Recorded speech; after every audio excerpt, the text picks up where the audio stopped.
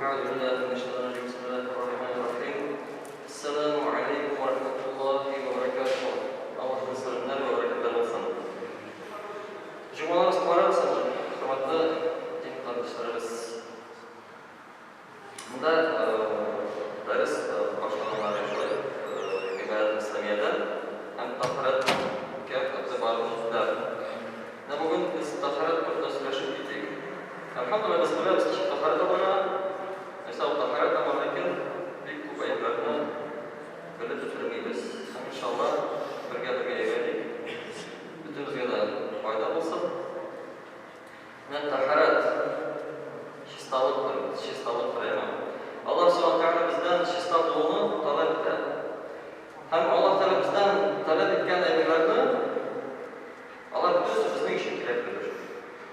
Eğer Allah Teala bizden şistalık dileyken bu şistalık bizden için gereklidir. Öyle bana göre sahip şistalık olmasaydı bu dünyada mesela bunu bitirir. Şirler, bitiyemi değil mi? Cuma bir şundan da kildi bitirdi o. Şistalık olmayan kirde, bütün tarafında şir var. Allah saklasın. Ama Allah Teala bizden şistalıkını talep etti. Kur'an-ı Kerim'de Bakara Suresi'nin 222. ayetinde Allah subhanahu wa ta'ala İnna Allah yuhibbut tevvabine ve yuhibbul mutatahhirin. Yani Allah Teala yarata tevbe kılışlarını hem şistalanışlarını. Allah subhanahu wa ta'ala Kur'an-ı Kerim'de şunu ayetler. Tevbe edişlerini de yarata düşüyor. Yani biz tevbe ederek işte bizim günahlarımızga bir gün de yetemez, ben günahsız deyip yani biz şu günahını görüp, kabul edip, ona tevbe ederek işleriz. Hem elbette Allah Teala yarata şistalanışlarından, yani üzerine şista tutuşlarından.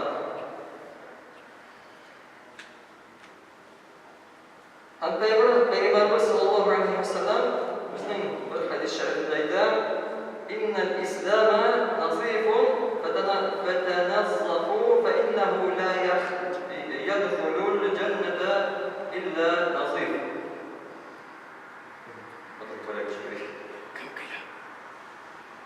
Yani İslam pak din. Şuna bırak pak olurga tırışırız, pak olmayan kişi cennetke girmez diyen Peygamberimiz sallallahu aleyhi ve sellem. Buna kararız.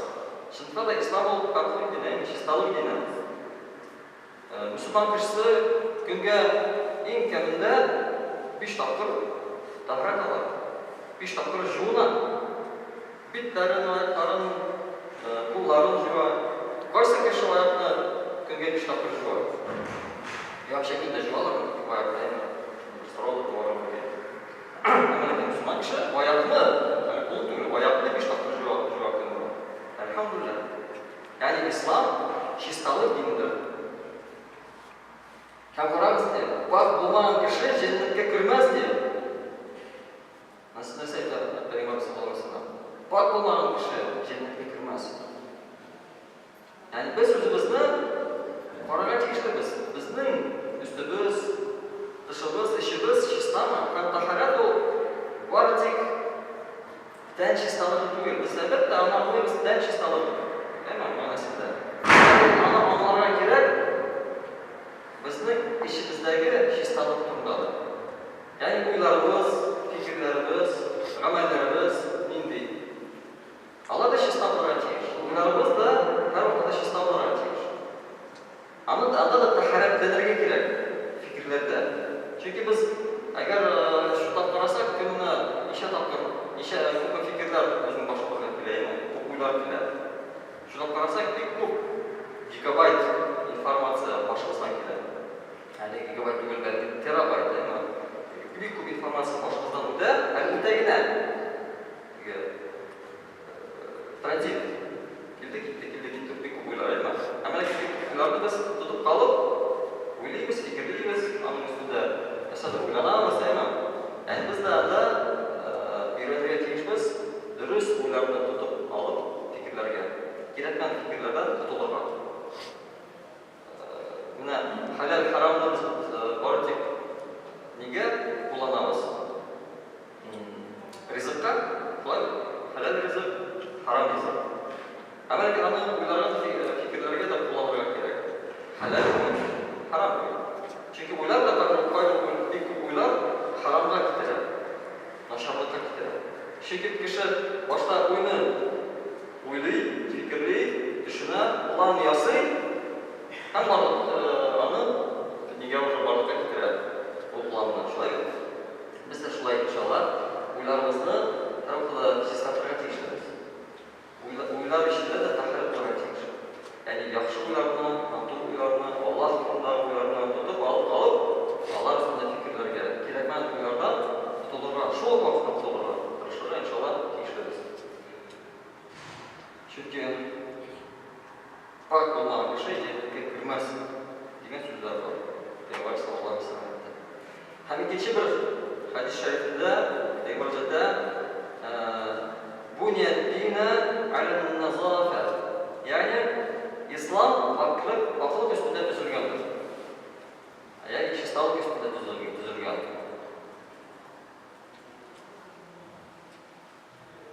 Ham qarab ketingani shu tahorat turida, poklik turida. Agar Alloh taolodan ana so'ray, bizga ana buyurgan, bizdan talab etdi, tahoratni ichib olishga kerak.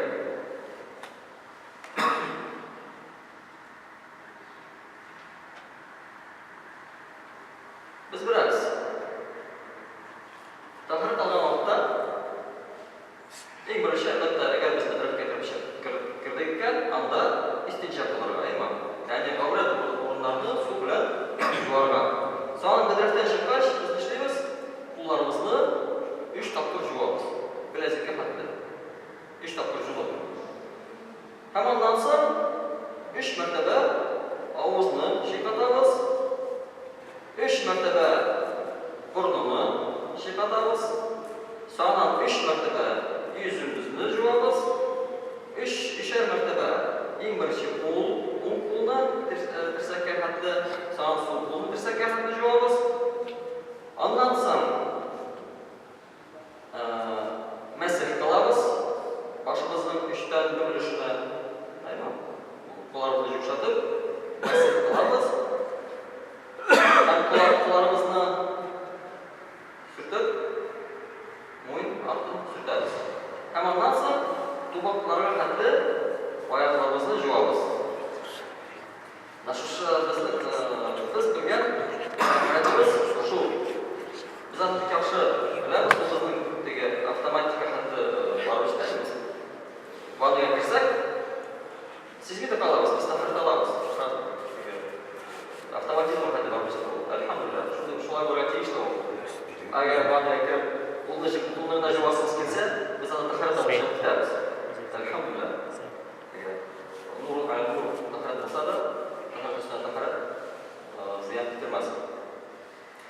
Ammo lekin shuni bildirib kerak, tahoratning farzlari bor, ham sunnatlari bor. Ya'ni narsa tahorat oldida farz, ya'ni tegishli, ham narsa sunnat.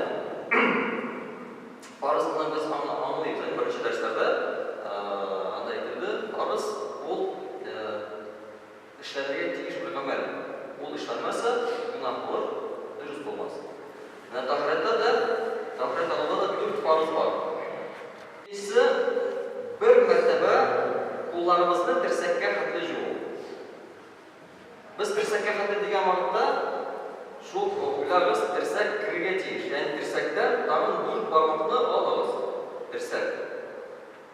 Dega o'sha aytsak включительно bo'ladi. Uchinchi farz bo'ldi. Bir martaba boshning 4dan 1 ulushini masih qilib, ham 4-chi farzda u bir martaba oyoqlarimizni to'buqqa qatdi yuvib. To'buqqa qatdi deganda, ya'ni to'buqda sho'lga tegish, to'buqdan azroq ustidroq oyoqimizni yuvamiz. Shu 4 farzni agar o'tasak, bizning tahoratimiz durust bo'ladi. Ya'ni agar bizning suvimiz az, butun sunnatlarni o'tarish bizning suvimiz yetmaysa, ya'ni jiddiy shu 4 farzni o'tarish bilan agar biz shu 4 farzni o'tasak, bizning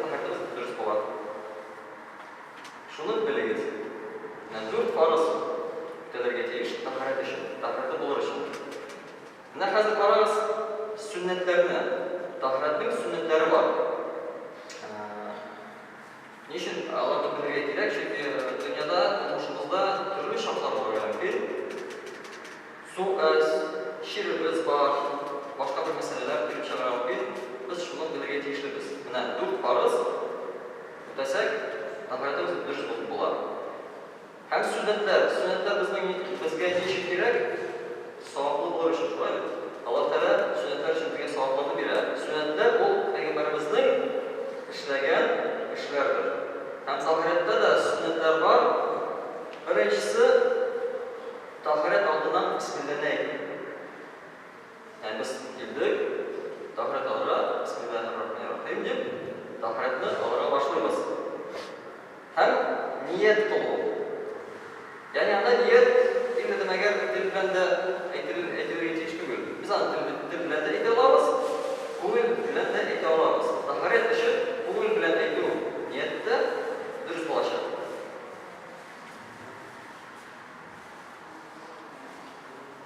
Sonra iki qo'lni bilazikka xatda yuvib, bu sunnat. Yani tahorat oldidan birinchi qo'llarimizni bilazikka xatda 3 taqdir yuvib, bir taqdir yuvib. Bu sunnat. Bilaman. To'rtinchisi misvak bilan tishlash startov. Yani tahorat olmay boshlamadik farzlarni. Qo'llarimizni bilazikka xatda yuvib, tishlarimizni misvak bilan startov. Bu da sunnat. Sonra başlana 3 mertebe ağzını yuvib. 3 mertebe ağzını yuvib, 3 mertebe burunni yuvib, onlar sünnetler. Bu sünnet ameller. Sonra sakalını aralaştırılır. Yani kimning sakalı var, parmak bilan onu aralaştırılgan. Yani su bütün nelerge, tüylerge tiysin. Çünkü bayrakta su nablay degan vaqtda ishine bükürmeydi. Sakalın işine. Agar biz parmaklar bilan aralashtirsak, su inshaalloh ishine kiradi. Bu da sünnet bir amel. Sonra yüz, qo'l ham oyoqlarni 3'er martaba yuvib. Mana biz farzda desaydik, 1 martaba yetarli. Tahorat durust bo'lsin uchun, hammaga sunnat bo'yicha biz ularni 3'er martaba yuvamiz. Yuzlarimizni, qo'llarimizni ham oyoqlarimizni.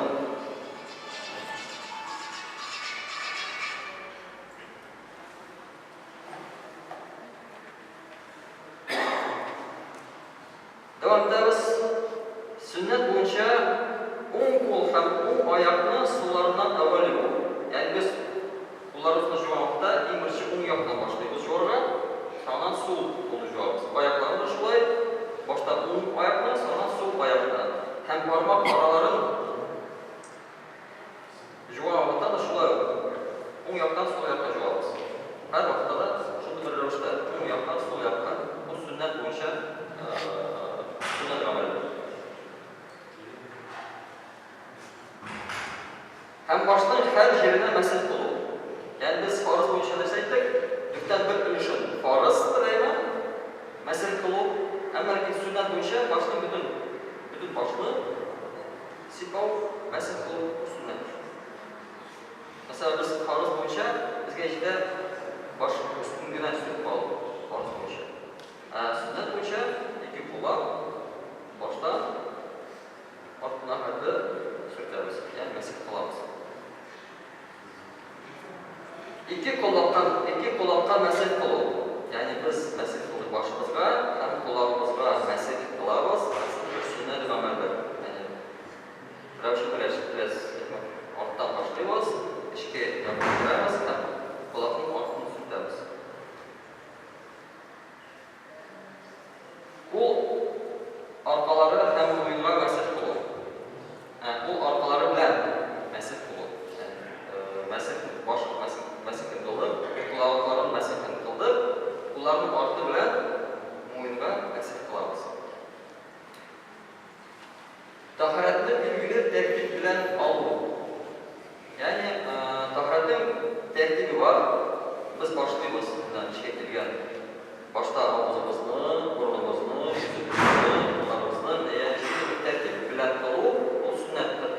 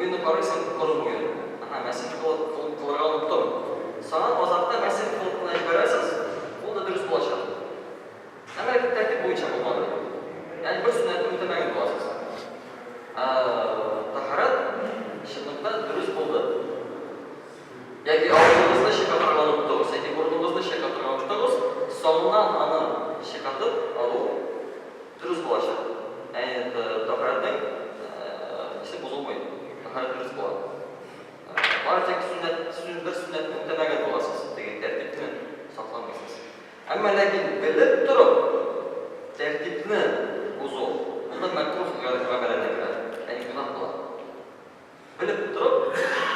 Bilib turib oyoqdan boshlab u уже sunnatni bilib turib o'tamau. Bunda makruh g'amallarga kiradi. Shuning uchun inshaalloh tirishib uni tartib bo'yicha oladi. Tahoratni bir tutashdan olib bitirib. Ya'ni bir boshlab tahoratni olib bitirgan. Ya'ni boshladi ekan, og'iz, burun, yuz, ham shulay oyoq bilan bitiramiz. Demak, tahoratni bir tutamish.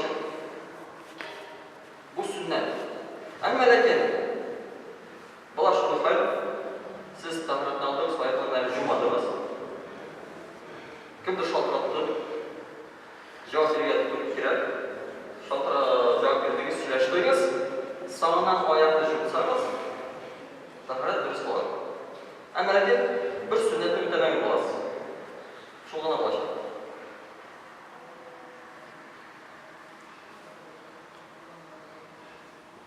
Ham bundan mustahablari, mustahab narsa u. Ya'ni u da sunnatga yaqin bir amal. Alloh subhanahu va taolo uchun bizga savoblar beradi, inshaalloh, ajrlar beradi. Unda tahorat olamidagi qoidalarga qarshi turib, suv shishirmaslik, buyuk yerda turib, suvni o'zingga azirlav, ya'ni boshqa bir kishidan suvni biz azirlaymiz. O'zimiz suvni azirlaymiz. Ya'ni bunda alhamdulillah biz kranni ochdik, suv kelaymi? Uyimizda da shulay alhamdulillah suv. Kranni ochdik, suv keladi. Anda degan azirlaysi yo'q. Ammo lekin boshqa yerga, masalan, to'g'on yoki butilkadan anda o'zingizga suv azirlab, uni mustahab. Ya'ni biz har qadar o'zimiz foydalanishga tegishlimiz, tahoratimizni. Masalan, yo'l chiqamiz, tahorat olish uchun suv bormi? Mashinada. Shuni biz foydalanishga tegishlimiz o'zimiz. Ya'ni boshqa bir kishiga borar menga suv azirladi, durust bo'lmas. Mustahab amal, ya'ni savobli ish. Her kishi o'z o'zidan suvni azirlaydi. Albatta, tilak bo'yicha, ya'ni agar siz boshqa bir kishiga suv azirlab qo'ysangiz, u sizning uchun savob bo'ladi. U so'ramadi, siz azirlab qo'ydingiz. U sizning uchun savob bo'ladi. Bu bir sadaqa hukmida o'tadi. Suvni azirlab qo'yish, masalan, badrdan chiqib, ularning suvni ham shunda suvni tuturib azirlab qo'yib, u bizning uchun sadaqa hukmida o'tadi. Ammo albatta boshqa bir kishidan biz talab eta olmaymiz. Unga suv azirladi deb. Mustahab amal bo'yicha, ya'ni savob bo'lish bo'yicha biz har birimiz o'zimizga o'zimiz suvni azirlarga tegishimiz. Tahorat olish. Ham tahorat olib bitirgan ishga qadar qiynab ravishda bo'ling. Omadingizmi? Qiynab ravishda bo'ling. Bir kunga qiyin ishlaymiz.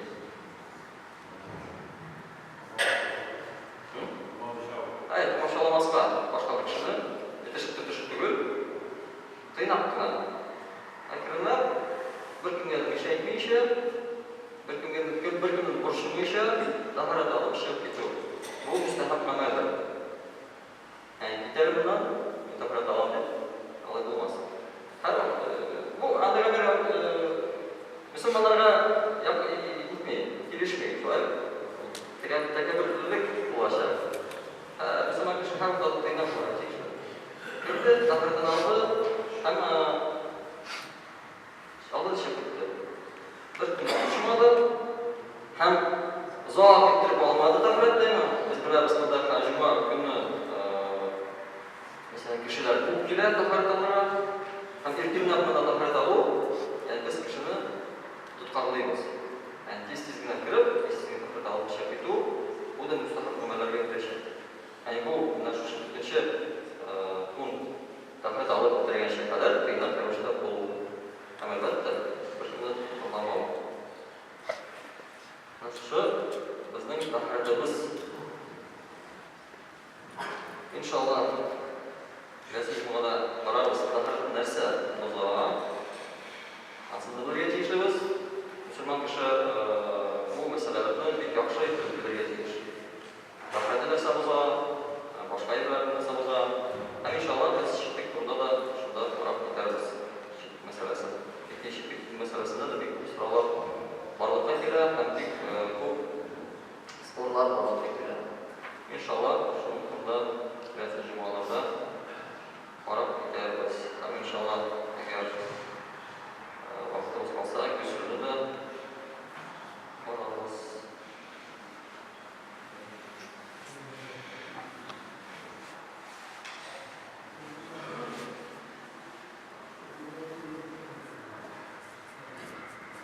وآخر دعوانا أن الحمد لله رب العالمين.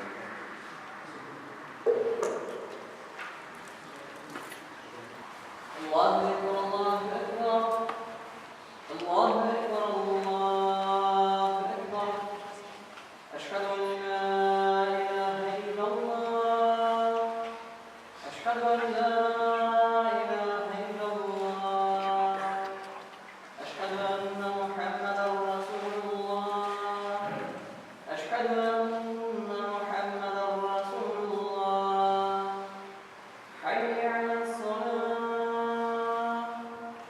حي على الصلاة حي على الفلاح حي على الفلاح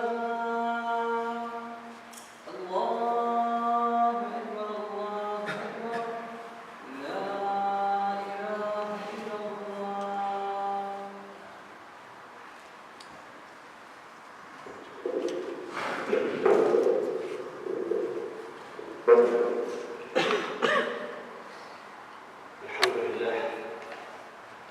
الحمد لله الذي هدانا للإيمان والإسلام وجعلنا من أمة محمد عليه الصلاة والسلام وفضل الجمعة على سائر الأيام كما جاء في الأحبار أن جمعة حج المساكين السيد الأيام. أشهد أن لا إله إلا الله وحده لا شريك له شهادة موصلة إلى دار السلام. أشهد أن محمد عبده ورسوله صلى الله تعالى عليه وعلى آله وأصحابه الكرام خصوصا منهم على أبي بكر الصديق وعمر الفاروق وعثمان بن نور وعلي المرتضى الأئمة رضوان الله تعالى عليهم أجمعين. أما بعد،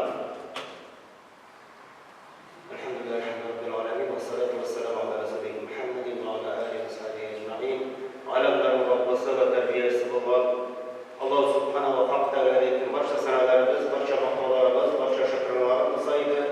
Hamda shu shaqalarga rahmat etib jibarilmish, ko'tarilmish Peygamberimiz Muhammed Mustafa sallallohu alayhi vasallamga bizning yuraklarimiz ko'rimizdan chiqqan salovat sharifalari bo'lsaydi.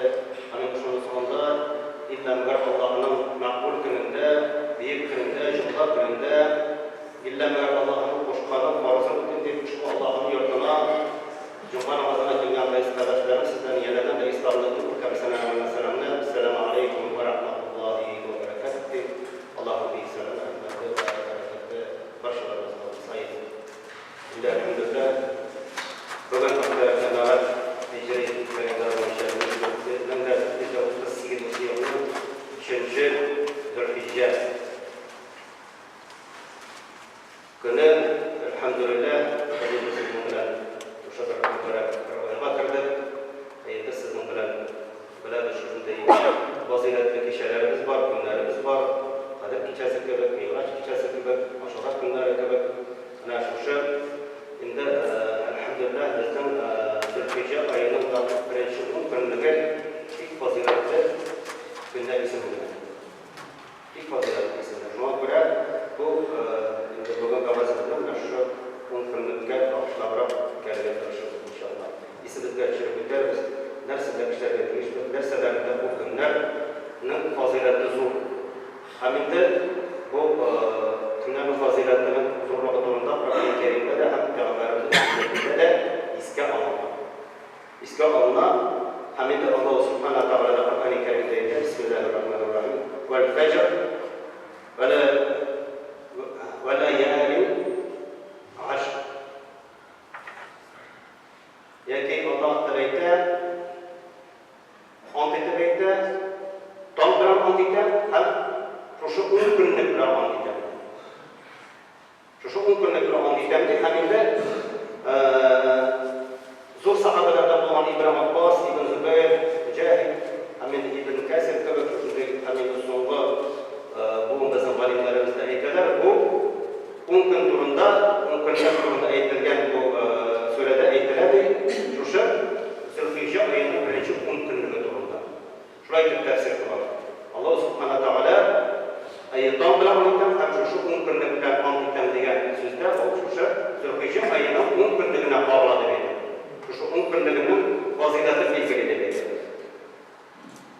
Bu Bu birinchidan bo'lsa, ikkinchidan bu kunlarda qilgan izgiliklar amallar eng yaxshi bo'lib hisoblanadi.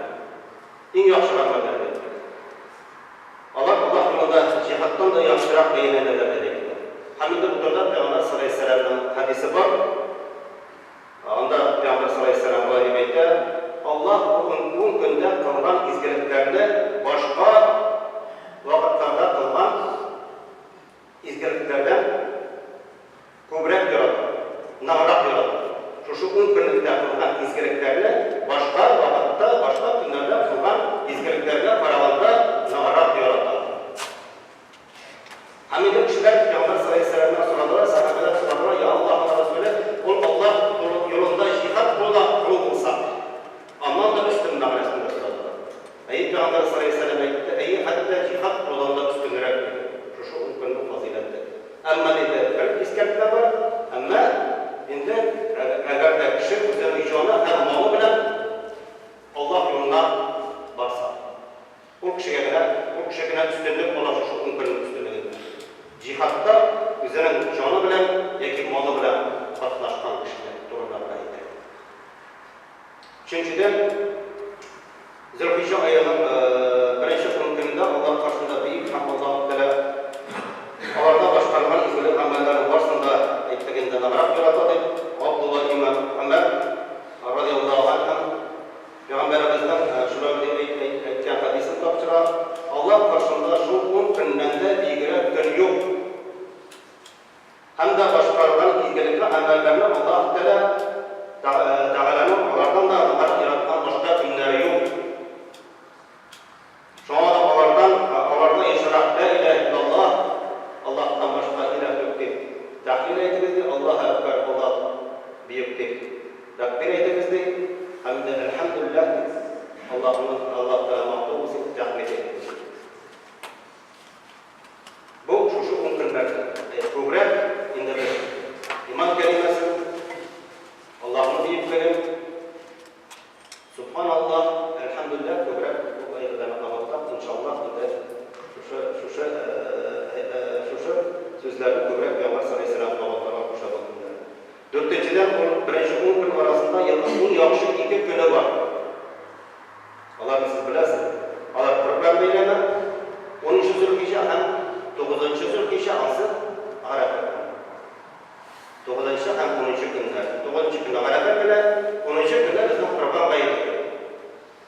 Şimdi bayramımız.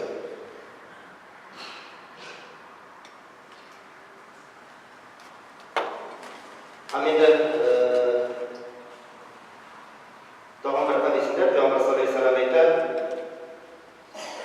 Allah Teala başında en büyük günler bulup Kurban Bayramı hem el-qar günler atladı.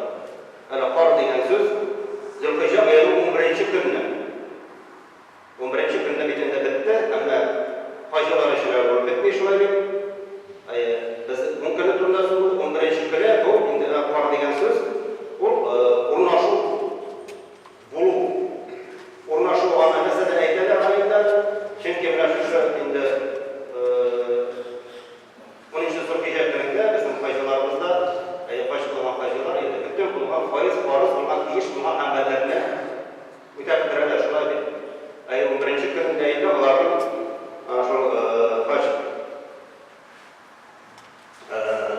davak ifade var yani var indi davak itu mertebe kalfatlar ile amin anlasın Mekke Mina itekene kayıtlar urnaşalar.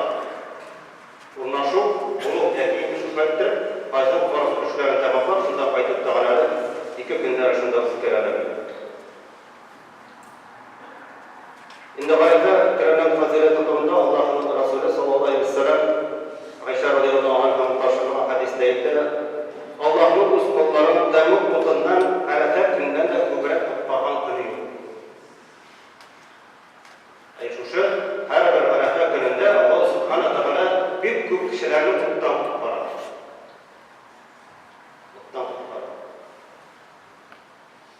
Şundakta Allah Teala o günde de bizden kullarına yakınlaşa hem ferişteler başında onlarla maqtana hem onlardan sonra niteliler var. Lekin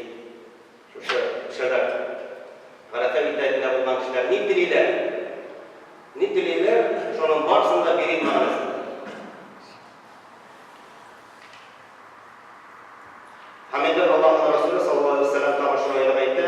Garafa gününde okulan dua en yaxşı dua. Mana endi baş qilgan kishilar siz bilasiz, boshqa o'tirishlarga bilan Garafa gününde unda bizning hajda bo'lgan kishilarimiz minadan o'tgan kishi kun bo'yi akşam namazı o'tgan shunda Garafa etagida bo'ladilar. Ham Allah ne bilan mashg'ul bo'ladi? Hamma ibodat bilan. Lekin ko'proq duo qiladilar. Bu eng barakatli o'rinlar ham Allohdan eng yaqin o'rin. Alloh taolo Arafa etagida qilgan hajni qabul etmay qolmaydi. Qabul etmay qolmaydi. To'g'ri, biz de aytamiz, mana hajlarimizda qanday aytamiz? Endi siz Makkaga kirgach, Al-Haram masjidlarida bo'lasiz, Madina masjidlarida bo'lasiz. Arafa kunlarida bizni de bo'lasiz, buni shunda duo qilamiz deb aytamiz. Shular. Mana bu endi Allohga yolvoradigan, Alloh taolo qabul etadigan ul kunni qilonlar ular eng yaxshi duo Alloh bilan qabul qiladi. Ikkinchi endi kafir hadisda Payg'ambar sollallohu alayhi vasallam aytdi, Arafat kunida tutgan ro'za uchun Alloh o'tgan yilni ham kelasi yilda gunohlarini kechirib degan umidda. Arafat kunida tutgan ro'za o'tgan yilda yoki mana biz siz bilan yashagan yilni ham hatta kelasi yilning gunohlari kechirib degan umidda. Shunday aytib qolasiz. Hamid shundan olaydi, biz endi Arafa kunida ro'za tuturga kerak edi. Biz bunda hajda bo'lgan kishilar Arafa kunida ro'za tutmaydi. Unda tutuq yo'q. Ammo biz mana bunda bo'lgan kishilar bunda bo'lgan kishilar Arafa kunida 9-Zulhijja bu endi bizning milodiy 31 Birinchi avgustda endi mana shu kun gunohlarimiz bir yilda gunohlarimizdan ham Allohga yilda kelasi gunohlarimizdan da orib ketsa, shu umidda Allohning yo'liga olib ketsa, bu fazilat.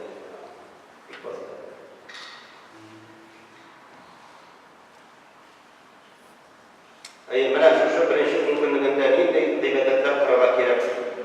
Birinchidan bu kunlarda eng yaxshi ishlar bo'lib qolgan ish baş kılıçlar için elhamdülillah bizim endi hacılarımız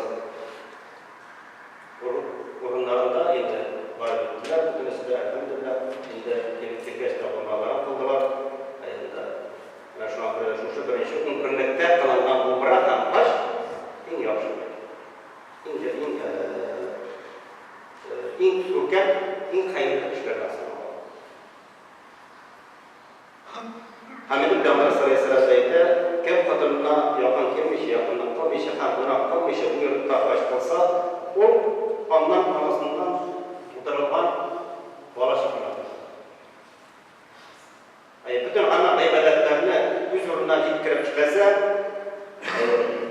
yaqinlik qilmasa, gunohlardan saqlansa, inshaalloh Alloh taolo va'dasi bersa, onasidan yamadan bola tug'an. Bala tuğanda günahsız tuğan. Günahsız yok. Ne yapsın onu? Çep çizdi halde hacdan kaydı.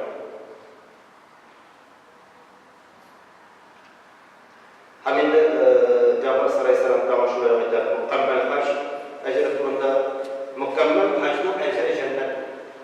Mukammel degan sözden anlıyorsunuz. Bu endi ikinci gelgan hac. Mukammel bu bütün amel ibadetlerinin ikinci ötegen hem günahlardan saklanılan kişinin hacı yaşadı cennet.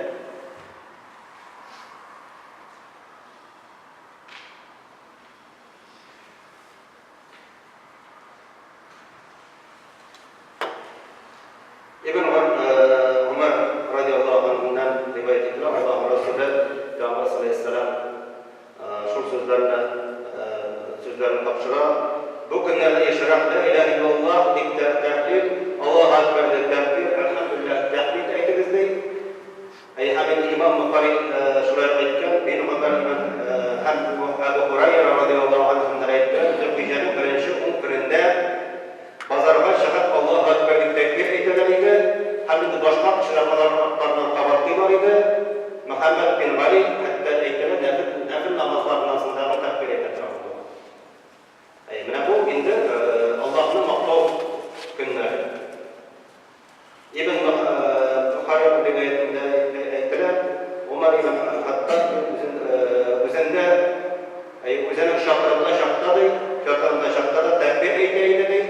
Hamida şu yakın tirede bulunan bütün kişiler koşullar arayı, ondan sonra pazarda bulunan kişiler koşullar arayı, hamida bütün minal üzeri takdir bilen cevap duralıydı.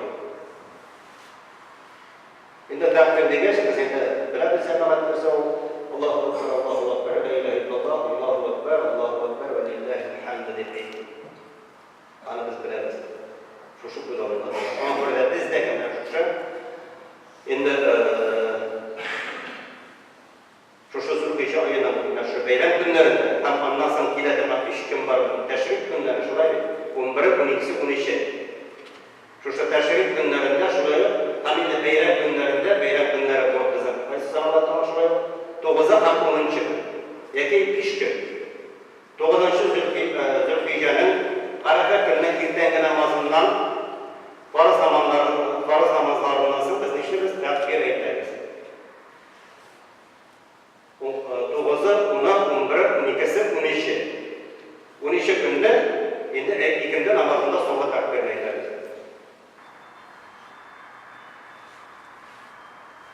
Şimdi Peygamber sallallahu aleyhi ve sellem bu hadisin kabatta bittik. Allah bu günde kılgan izgilikli işlerden başka kılada kılgan izgilikli işlerden karanlığında bırak yarada. Orada en yaxşı, en izgilikli, en son savaplı işlerden birisi dedi. Allah taş Allah'ın Resulü sallallahu aleyhi ve sellem etti. Kişilerin orada oturgan, şu günde orada oturgan derken, şimdi bugün bir hadisinde burayı Allah yolunda bir gün orada Allah onun yüzüm demem ondan gitmiş, ben yol yıraklığında yıraklığım. Allah yolunda anlaşılan mı? Hacıma gitken kişiler, mesela bizim Allah yolunda olmasına var. İlerine bayıklığa gelmiş. Mana şunda şartları bir gün tutkan kuraza, bir gün burada dolar iken, şu 10 günlük bir günde. Allah dilediği olan yüzlerin gitmiş men yol çokluğunda cehennemden yarattı. Cehennemden yaratılmış böyle olan. Tek olan. Bir gün düşün. Şu an buraya daha bu günahacılar şuraya kuraza da.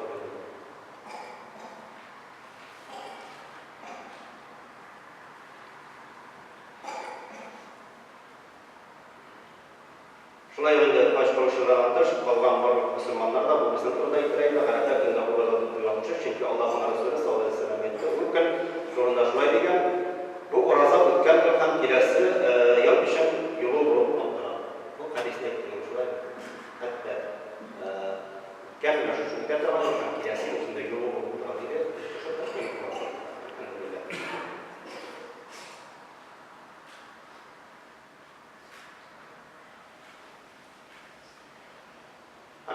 Elbette bizim bundağlar için bizim ayet namazı okul. Ayet bizim indi namazın birinci sentyabr gününde 13 Zülhicce saat 6'da şehrimizde varlık meşitlerinde namazlar başlamış. Bana indi işlerine geciktiririz, kilolarına geciktiririz. Biz indi şu anda şimdi koyuyoruz da bakıyla ezgine vakitini soğarttırdık. Şimdi yine falan şimdi arasında ayet namazında yine toplaşılmış. Bulay biz başladık bir şey 5. haftada. Şimdi 5. haftada teknikle yönüne vermeyi şu an buraya sıraladık. Orada başlasak inşallah bizim zilege görüşlerimizi tamamlayacağız. Ondan sonra indi Kurban Şovu başladı. Şu an burada saat zilege dikilip Kurban Şovu bizim zilgede diyorlar. Yani biz Kurban'ın kaçıncı hafta geçmesinde bu zilgede ayet namazı kılmanız. Ayet namazı. Ayette Mekke'de kıyaş şaklaması şahı başladı. Anda bu hüküm yok. Biz bunda ayet namazı kılmanız. Şu an buraya saat 7'de bizim bütün meşguliyette de ayet namazı kılmanız.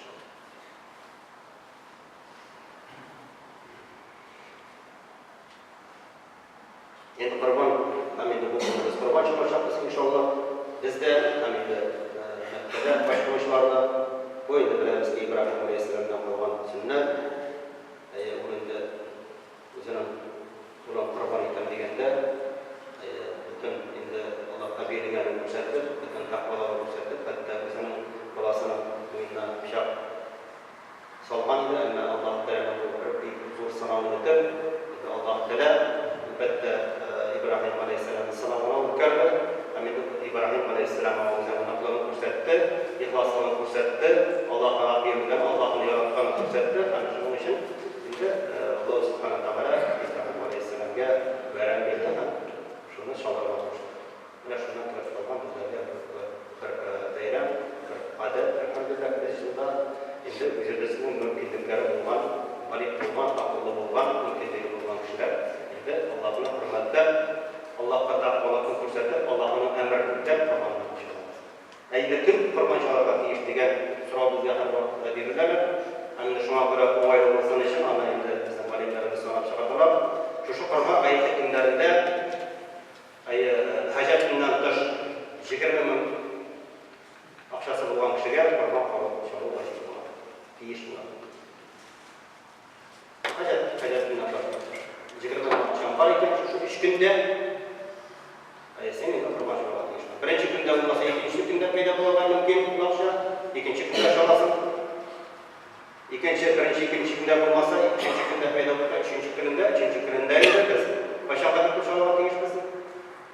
Akşam vakitte kırılan şeyler yapıyor. Batkancı üçüncü günde yakın kurban şarabı 3 gün. Onысы 11-12 gün.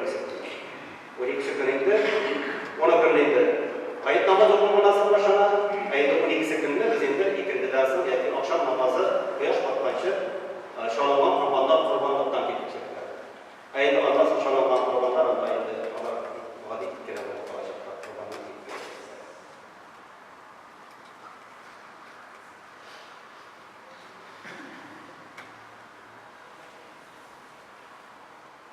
Amin.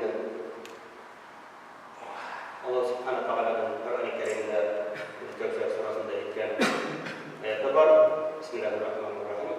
Fasalli li rabbike venhar. Rabbin için namaz okuhan kurban şal. Şu ayet ini bize boros delillerdir. Bizim kurban şalı değiştirme. Yaki kurban şalı mesela bu işe vacip değiş. Şunu burada dinledik. Kimler değiş? Şunu Allah Subhanahu wa Ta'ala zulüm mümkünlükler bir sayıda. Her bir şekilde mümkünlükler girip kurbanlık şalarla Allah nasip etsin. Çünkü kurban şalarının üstünlüğü var. Kurban şalarının şekilde Allah'ın emrini öteyip Allah'a takvalıkını kursattı, ihlaslıkını kursattı. Hemen de şu şalban kurbanının kalmada başka kişilerine sığındı. Yardım muhtaçlarına göre Allah'ın süyünlere beylemler, Allah'ın davet rızıklıydı. Hayır sadakasını bir elhamdülillah şu beyram günlerinde görüldü. Çünkü şu beyram günlerinde, şu günlüklerde işte her bir amelin derecesi bitmiyor. Biz Ramazan ayında biteydik. Ramazan ayında şundayken şu ayda bilinen zekatte, şu ayda bilinen fitra sadakalarda, şu aylarda şu günlerde bilinen nefret sadakalarının da derecesi, fazileti bitmiyor. Çünkü Allah Teala bu ayda sabah verdi. Şuna yapılan şu günlükte bunun derecesi Allah Teala karşısında bitmiyor. Şu mümkünlük içinde bize elhamdülillah amel evliliklerini sağında arttırıp indi mümkün kadar uğraşalardı, figürette hareket günler kazandı. Şimdi inşallah mümkünleri olan içinde kurbanlarını çalıp indi Allah Teala'nın risaletine kabullamına geçirme kısımları gelseydi. Taraf arkadaşlarımızdan indi kurban çalıp bunu ilgilendi. Biz meşitleri yanında kurban çalıyoruz tarafları. Benden indi. Bizden bir gün akılın şehirde, anda indi bugün sütünde bir kuşlar var. Elhamdülillah, administrasyon yerlerinde binalar kurgarlı, anda meşakat bir kur, meşakatlarını tepkilerimiz elhamdülillah. Hani şuşunda bizge indi, Allah nasip etse kurban satmalarına da, kurban şarabına da mümkünlükler olacak, bütün olacak hazır, kurban aklarında hazırlanan. Elhamdülillah, şunda indi üzerinde mümkünlükler kurban satmaları. Bizi bir şalasında, şalalar yakıştın tabasında şunda inşallah mecburi zorunlu mümkünlük var. Ama inşallah bizler de işler götürüyor. Bu tabası yanında bizim işimize yapma. Kurban şalında şu olduğunda bana bu parağında bu şekilde işimiz var. Bilak parasam bu bende. Bilak parasam şalda şimdi tutkatılıyor. Bu yüzden bu anlaşalma. Hem tekrardan tutkatılıyor. Belki kubrada baytık gitti. Oğluna baytık. Öncelikle baytık. Anlaşalmalar. Var kişilerden koşaltılarında şalala şuna göre olunca buraya parasam bir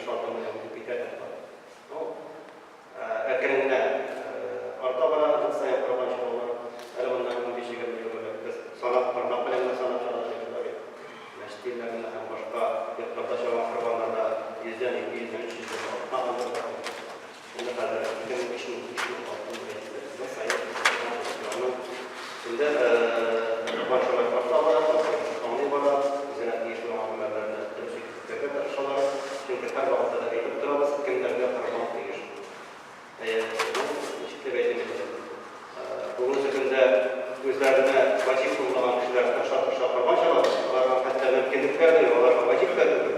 Alar şu mümkünlikleri buldurup, bayan akşalarında sarma şavalar. Yani onlar çıkılmışa sarıp şavalan mümkünlikleri var, sarıp aşılmahan kardeşler. Buna Allah'a da var. Elhamdülillah Allah'a şu kurban günlerine, kurban şavalarına faziletleri anlasalar inşallah bir kurban kuvvetinin beşine çıkarım inşallah. Bugün dünyada başında baylar yüzer, milyar kurban şavalar. Milyonlaman dolar akşamlar jibeler. Kurban şavalarına. Türlü bir şu değil. Ağır adamlar Müslüman illerinde. Var mı böyle şu şekilde? Şu an kadar Allah Teala şu mümkünlikler var sayıda ve özgürlükte emin bereket müstakil sayıda. Barakallahu lana ve la tuqulu qul wa inna ta'ala alaykum min ayati wa dhikril hakim innahu huwa ghafurur rahim al-jalil karim sanadullah.